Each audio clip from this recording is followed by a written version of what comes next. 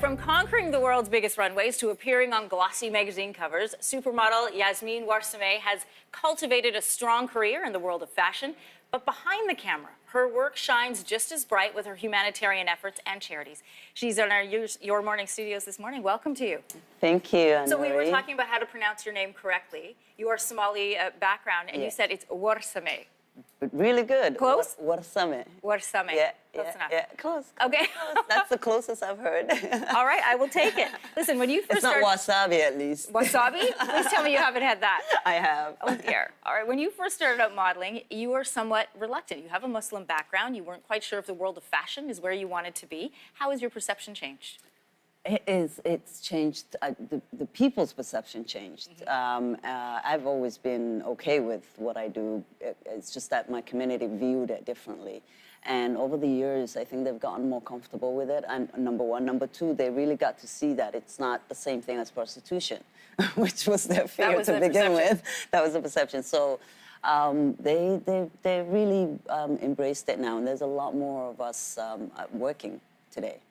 And I'm really happy about that. I want to talk a bit about diversity in modeling in the fashion industry. This is not a new topic. This comes up a lot. We've just come off of 2 fashion weeks, both in London and in New York. Are we seeing enough of a move towards diversity, in your opinion? Honestly, I never really understood what the big deal is about diversity in fashion. I mean, fashion is supposed to be the most open-minded, the most welcome of all kinds of people. I never understood what their hesitation was of not showing that, you know, on the runway with all the different kinds of beautiful girls that are available to them. And fashion is a global industry. And it is a global industry, and it's very accepting, and it's very open-minded, and at least that's the idea they give. But this whole concept of not having enough, you know, ethnic girls on the runway is just something that's perplexing to me. It makes absolutely no sense, and I never understood why designers would not want to use, you know, different tone color, different tone people, because it just enhances the clothes, if anything. Listen, you came from that era of the supermodel, and we've moved away from that. And it took about a decade, and we moved away from having sort of this one group of women that were strong, powerful. You saw them everywhere. Has Instagram, social media changed any of that at all? They just took a different different cloak, I guess, in other words, because there are supermodels now. It's just that they're a different type of supermodels than they used to be in the 80s, and they used to be in the 90s, and they used to be around the 2000 when I was doing it. It's just a different style of supermodel now. In what way?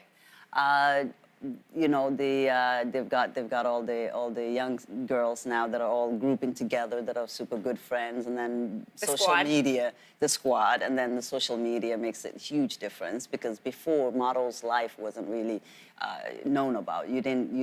People didn't see what you do on your day off. There's a lot of mystery involved. Exactly, and now it's just everything, from what they eat to what they wear to bed at night. We know everything. Is it really what they eat, or just what they want you to think they eat? Who knows how much of truth is involved in social media? That's another thing, you know.